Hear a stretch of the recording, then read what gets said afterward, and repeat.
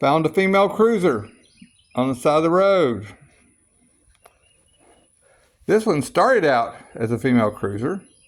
I bought from Walmart for $100. Chopped it all up, made it into what it is today. I've got a welder.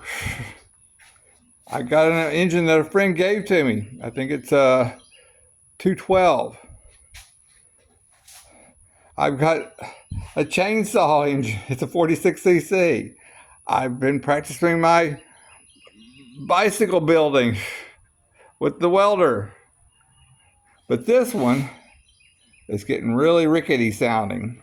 So I was thinking about taking it all apart, repainting it, cleaning it up, or I could do something entirely different.